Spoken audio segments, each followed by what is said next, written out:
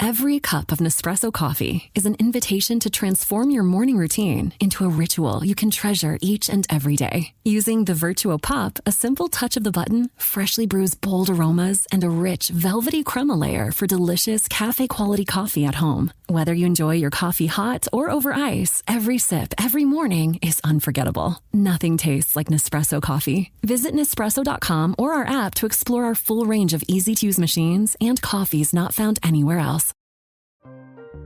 This episode is brought to you by Atlassian. Atlassian makes the team collaboration software that powers enterprise businesses around the world, including over 80% of the Fortune 500. With Atlassian's AI-powered software like Jira, Confluence, and Loom, you'll have more time to do the work that matters. In fact, Atlassian customers experience a 25% reduction in project duration per year. Unleash the potential of your team at Atlassian.com. Atlassian.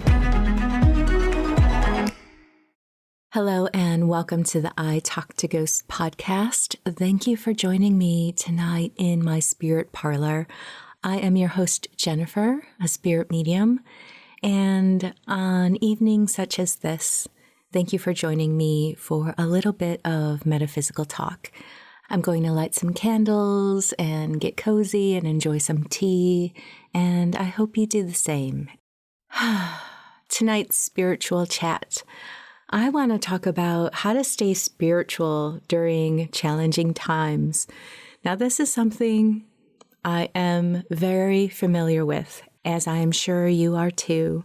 It has taken me a couple of days to record this episode. I know what I wanted to say, and I believe it with all my heart, but sometimes it's just so hard to get into the right space to be able to feel what you want to feel and express yourself in a meaningful way. And when times are challenging, or you're up against stress, or perhaps all of your time is being taken up by other things, spirituality can very easily be shoved to the back of the shelf, and it feels like you don't have time, you don't have energy, you just don't have the bandwidth to shift yourself into that kind of energy. So I want to take this time to offer advice and encouragement about how to deal with this. I want to be able to, at the very least, tell you that you're not alone. So when things feel overwhelming, we may lose sight of our practices or feel like we're slipping away from our spiritual path. We can even feel as if we're living in two worlds, and those worlds are clashing, making us feel even more separated from our spiritual being. But we can mend this by not choosing one over the other, but seeing a larger wholeness. Spirituality isn't just for peaceful moments. It's meant to support us through our difficulties. Life's challenges can shake our sense of peace and direction, but spiritual resilience helps us stay grounded. It doesn't have to be one or the other, peace or chaos. So I want to explore ways to stay spiritually connected during tough times, with practical tools, recognizing emotions, finding inner stability, practicing discernment, and even creating meaning from the struggles. It doesn't matter how spiritual you are, life is always going to present difficulties, but our response determines our experience. It's okay to feel affected by external stressors. It doesn't mean that you failed with your spirituality. I think we often, in stressful times, add that layer of self-judgment to ourselves, and that alone is not helping. The key is not to let external storms become internal ones. Just because the world around you is chaotic doesn't mean you need to carry that chaos on the inside. And I know that is an easy thing to say and a completely different thing to try to live it, but that's why we're talking today. First, let's talk about fortifying your core beliefs to support your spirituality. During difficult times, ask yourself, what do I believe to be true, and how do I want to live my life? Just because there are loud opinions, conflicts, or negativity in the world doesn't change who you are at your core. Your truth lives in you. It's kind of like, do you shape your values and how you define yourself as a person merely by the rules of society that you happen to be born into? What happens if those rules and beliefs change around you? Are you immediately changed as well, or are you going to dig deep and define your own character? These are questions to ask yourself to strengthen the core of you, your support system, and how you want the outside world, good or bad, to influence and persuade you. Fortify your core beliefs that support your spirituality. It's really easy to get frustrated when life disrupts our peace. We sometimes resent the fact that we even have to deal with challenges at all, as if we have the goal of peace, and if the world doesn't cooperate, we get frustrated with it. And there's this easy tendency to avoid conflict and discomfort, but that doesn't lead to growth. We can't bypass struggle. We have to go through it. So acknowledging all emotions is key. Even pain and frustration deserve a space to be seen and felt. We can't push them aside. We can't ignore them. We can't cover it up with something else. It's going to be there because it is a true feeling and a true situation, and we have to face it as it is. Instead of thinking I'll have peace when the world gets easier, recognize the external world will never provide perfect peace. True peace comes from within and is something we cultivate and we offer outward. So again, staying spiritual doesn't mean bypassing pain or pretending things are okay when they're not. It means holding space for both struggle and growth. There's a difference between using spirituality as an escape versus using it as a tool for resilience. And our energy and mindset play a role in how we experience difficulties. And spirituality can help us shift from feeling powerless to feeling supported. I mentioned that difficult times can make us feel disconnected from our spiritual path. So here are some tools to stay grounded and spiritual as you navigate life's difficulties. First thing you can do are grounding practices. When life feels chaotic, grounding helps bring stability. The first thing you can try is breath work, inhaling deeply, hold for a moment, and then exhale slowly to calm your nervous system. When we are in a state of agitation, it's really easy to think that, oh my gosh, breath work is not going to help me. But give it a couple moments. When we physically go through the motions of breathing slowly, making sure our exhale is longer than our inhale, it will physically display to our nervous system that we are calming down, and eventually a sense of calmness, or at least the ability to downgrade the stress, will happen. Trust in that. Another thing you can do is connect with nature. Walking barefoot in the grass outside, sitting outside, or even visualizing your Earth Star chakra anchoring you. I talked about the Earth Star chakra in the last episode on your energy body and the chakra system. Visualizations and energy attention are certainly really powerful ways that you can help regulate your stress. And if you can't get outside or you don't have any access to nature, you can always listen to nature sounds or watch a YouTube video that has like a bubbling brook or something like that. It's easy to scoff at these practices, but honestly, they really do help. It's about shifting from that stress mindset and allowing yourself to be immersed. If you can find the stressful elements of life, you can also find the grounding elements of life. They are both there at all times, and sometimes it's just a simple shift of attention. You can also do physical grounding activities such as holding a crystal, drinking warm tea, or placing your hands on your heart and feel your heartbeat, or place a hand on your belly and feel the movement of yourself breathing at a slower rate. Along with grounding exercises, you can also practice energy awareness. When we're feeling drained, it's often because we're unconsciously holding onto energy that isn't ours. Ways to counteract this is a body scan. Take the time to sit, close your eyes, and do a body scan from your feet all the way up to the top of your head, or from the top of your head all the way down your feet. Notice where the tension is or heaviness that sits in your body, and dwell in that space for a moment, anywhere you find tension. Give it some loving energy. Use intention or affirmations like, I release what no longer serves me.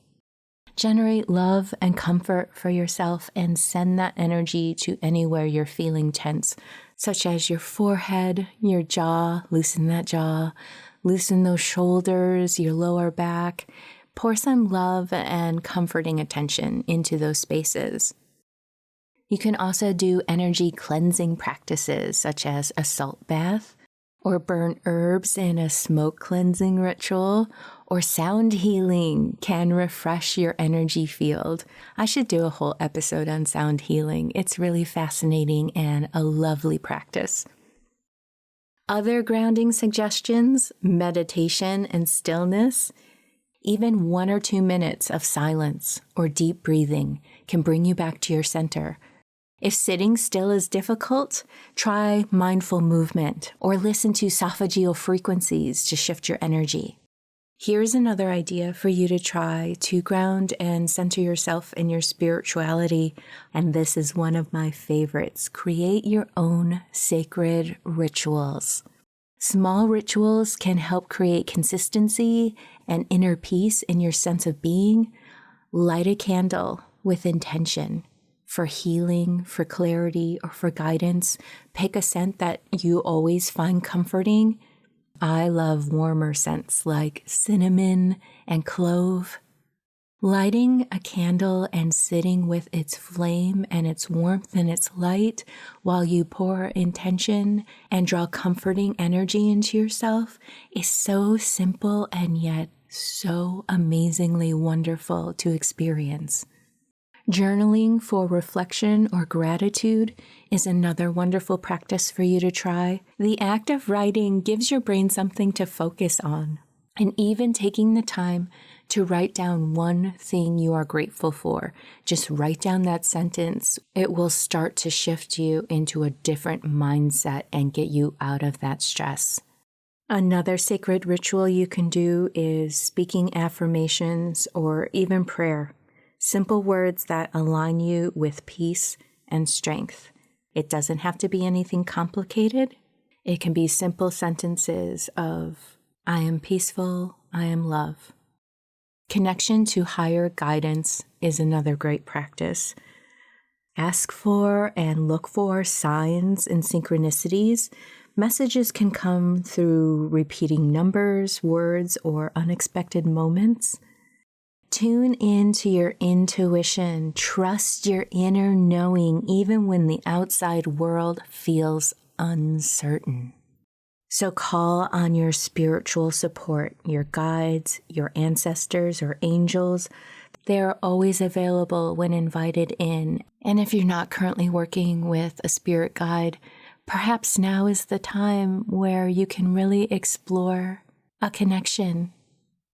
I really do feel like the conflicts in life and the struggles that we go through are doorways to help us connect. When things are peaceful, we don't feel the need to reach out for support or explore our spiritual understanding of things. And when stress appears and conflict, all of a sudden we become aware that we need this. And there's this spiritual encouragement there. When we are comfortable and content, we do not reach outward. We do not look for growth. It's in the struggles and the hardships in time where we actually strive to expand and become more than what we were before something happened. Another great practice to explore is turning to community and other support. Seek out like-minded friends or spiritual groups, even if they're online.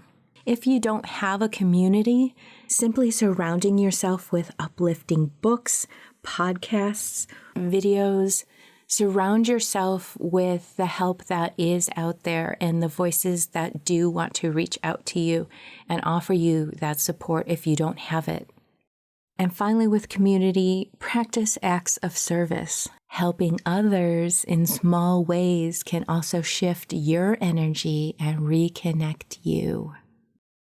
Okay, as you explore these practices, grounding, meditation, sacred rituals, and connecting to higher guidance, remember that spirituality isn't about controlling the outside world. It's about choosing how you want to respond to it. Just because there's a storm on the outside doesn't mean you have to carry it within you. The world may feel chaotic, full of loud voices and strong opinions, but none of that changes who you truly are. So don't let it sweep you away. And when you notice that you did get caught up in it, practice a few of the things that we talked about tonight. It's important. Check in with yourself and ask, what do I believe to be true? How do I want to live despite what's happening around me? Who you were before encountering the outside noise is still who you are now. The truth, the deepest, most unshakable part of you, hasn't disappeared. I promise you. That said, I know it's easy to get frustrated when life disrupts your inner peace.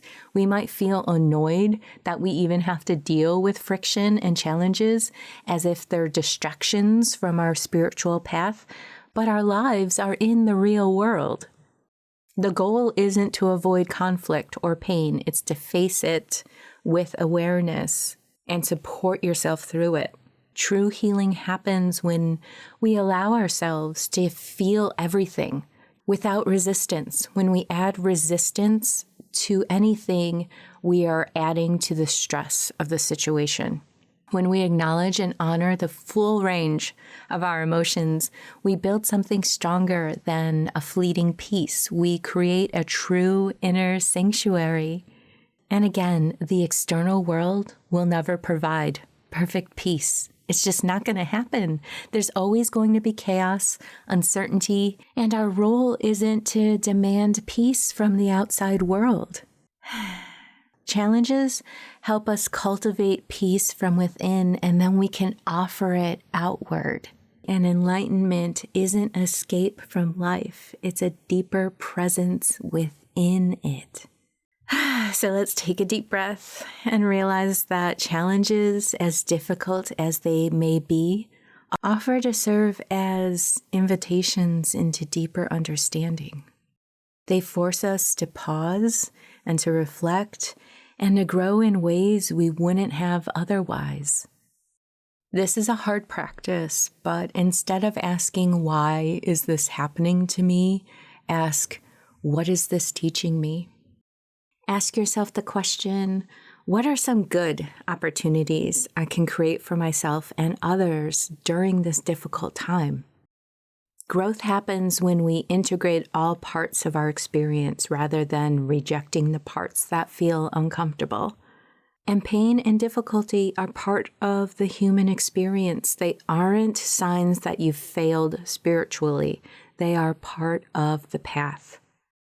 So I hope that I've conveyed the notion that difficult moments can actually be doorways to connection, to service, to new possibilities.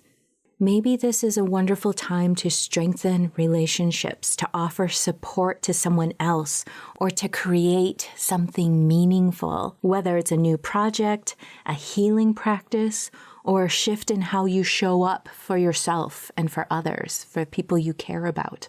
The more we embrace our struggles as part of the journey, the more we recognize our resilience. And again, our spiritual strength isn't tested in easy times. It's built in the moments when we continue forward, even when it's hard. I also want to offer this. It's natural to feel emotions like stress, worry, or anger, but we don't have to identify with these emotions. Feelings are temporary experiences. Explore this affirmation a little bit. I only identify with awareness. I only identify with awareness. This means rather than saying I am stressed or I am angry, we step back and we observe. I am noticing my stress. I am aware of anger moving through me. This practice allows us to witness emotions without being consumed by them. We are the awareness of our thoughts and our emotions. So when you feel caught up or even weighed down by the density of these heavier emotions, take that step back and realize again that emotions are temporary and connect with being the witness. You are awareness. But let's be clear, this doesn't mean we ignore emotions or pretend we don't care. And it certainly doesn't mean that we should shut down or detach from our life entirely. There's a difference between practicing discernment and giving up. It's really easy to respond to challenges by shutting down. If I don't care, I won't be bothered. This is emotional avoidance. It's not true peace. So I want to stress the difference here between giving up and discernment. With giving up, it looks like avoidance, emotional shutdown, or detachment out of fear and exhaustion, where with discernment, it's a conscious decision to direct energy wisely while staying open and aware. So instead of saying, I don't care, discernment says, I choose where I place my focus. For example, if someone in your life is being negative, giving up sounds like, whatever, I don't care anymore. Where discernment would look like, I recognize that engaging in this negativity won't serve me, so I choose to step away with clarity and peace. You can ask yourself questions. Am I choosing peace, or am I avoiding feeling something difficult? And again, don't put any judgment on it if something is taking a little bit longer to de-escalate from, or if it feels impossible in the moment. Have faith that it will pass. Nothing is permanent and it will change. So support yourself during those transitions as well. I often say that we have really great moments in life and we feel like, oh my gosh, everything is amazing. This is exactly where I want to be. And then something bad happens and we feel knocked down. And we think back on the good moments and we think, oh my gosh, I was wrong. It wasn't true. And the reality of it is that life is maintenance. We have our up and downs. When we're down, we know where we want to be. And we have to actively participate in helping ourselves shift out of where we are to where we want to be. And a large theme of what I'm talking about tonight is that it feels like that struggle shouldn't exist, that if you were spiritual enough, you wouldn't have these low points in life. But that is just a judgment that you're placing on your spirituality and yourself. This world is full of chaos and distractions and challenges, and we need to use them as opportunities, kind of like working out in a spiritual gym. Don't get frustrated that there are challenges. It's not challenging your spirituality, it is strengthening it. So we don't have to carry the storm of the external world within us. True peace comes from within, not from avoiding the world, but by navigating it with awareness. And speaking of that awareness, we are not our emotions. We are the awareness that observes them. And trust and know that every challenge is an opportunity to deepen our practice, strengthen our inner sanctuary, and reaffirm the way we want to live. So ask yourself, How can I bring more awareness and discernment into my daily life? Now, I know this doesn't cover all the issues. It doesn't make it all better. There isn't a cure-all. Otherwise, we would be stress-free. But if I was able to offer you any kind of support or encouragement, that is all I want to spend my time on. Take care of yourself so that you can, in turn, take care of others in your life. And we'll never be perfect, but we can be there for each other. And that's what I want to do. That's who I want to be. We can be more. Okay, I would love to hear your thoughts on all of this. And if you have rituals and practices that help you cultivate your sense of self and truth and spirituality, I would really love to hear those. And I'm sure others listening would love to hear your voice as well. And if there's anything that I can do to help build a sense of community around topics such as these, I would love to explore creating that space for you. Okay, that is it for now. Join me on Friday for some spooky ghost stories and some demonstrations on my spirit work. I hope you have a lovely week. Take care.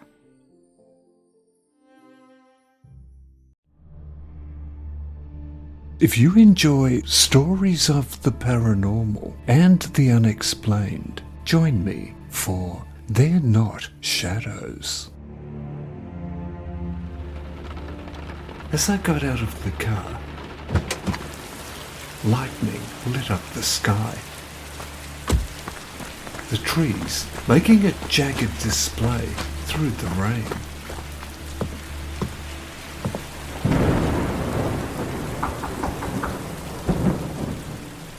They're not shadows. It's a spooky good time.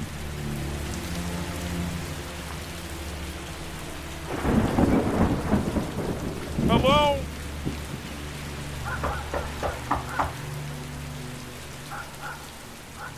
Are you okay? Pack your body bags. We're going on a slaycation. Tim, what's a slaycation? A slaycation is a murder or mysterious death that happens while you're on vacation. If you like to mix humor with horror and travel, join me, Kim Davis, and me, Adam Tex Davis, and me, Jerry Colbert, as we look at the craziest slaycations that will have you asking, what the F is wrong with people? You can find Slaycation on Spotify or wherever you get your podcasts. Just remember, getting away can be murder.